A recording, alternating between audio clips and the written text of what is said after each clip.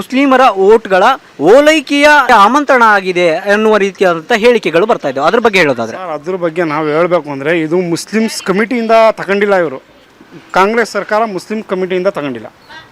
ಇದು ಅವರ ವೈಯಕ್ತಿಕವಾಗಿ ತಗೊಂಡಿರೋದು, ವೈಯಕ್ತಿಕವಾಗಿ ಅವಮಾನ ಮಾಡಿರೋದು. ಇದು ಮುಸ್ಲಿಂ ಕಮಿಟಿ ಹತ್ರ ಪರ್ಮಿಷನ್ ತಗೊಂಡಿಲ್ಲ. ಇದು ಮೊನ್ನೆ ಮೋಸ್ಟ್ಲಿ ನೀವು ಕೇಳಿದ್ರಿ ಅಂತ ಕಾಣುತ್ತೆ ನ್ಯೂಸಲ್ಲಿ. ಆದರೆ ಮುಸ್ಲಿಮ್ಸ್ ಕಮಿಟಿ ಹತ್ರ ನೀವು ಪರ್ಮಿಷನ್ ತಗೊಂಡಿದ್ರೆ ಅದು ಮುಸ್ಲಿಮ್ಸ್ ರಾಜಕೀಯಕ್ಕೆ ಸೀಮಿತವಾಗುತ್ತೆ. ಆದರೆ ಇದು ಮುಸ್ಲಿಮ್ಸ್ ಕಮಿಟಿ ಹತ್ರ ಪರ್ಮಿಷನ್ ತಗೊಂಡಿಲ್ವಲ್ಲ. ಇದು ಕಾಂಗ್ರೆಸ್ ಸರ್ಕಾರ ಅನ್ನೋ ಬದಲು ಸರ್ಕಾರದ ವೈಯಕ್ತಿಕ ನಿರ್ಧಾರ ಇದು.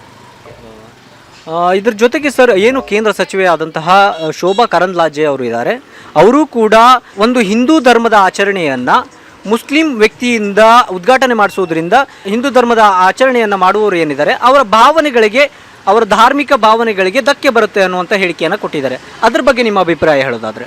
ಅವ್ರು ಹೇಳ್ತಾ ಇರ್ತಾರೆ ಸರ್, ಅವ್ರು ಯಾವಾಗಾರು ಕರ್ನಾಟಕದಾಗ ಯಾವಾಗಾರು ಬಂದರೂ ಏನಾರು ಒಂದೊಂದು ಹೇಳ್ತಾನೆ ಇರ್ತಾರೆ. ಸೆಂಟ್ರಲ್ ಮಿನಿಸ್ಟರ್ ಅಲ್ವಾ, ಏನಾದ್ರು ಹೇಳ್ತಾ ಇರ್ತಾರೆ. ಅವ್ರ ಮಾತು ಮೇಲೆ ಜಾಸ್ತಿ ನಿಗಾ ಕೊಡೋದು ಬೇಡ ಬಿಟ್ಟಾಗಿ ಶೋಭಾ ಕರಂದ್ಲಾಜೆ ಮೇಡಮ್ ಮೇಲೆ.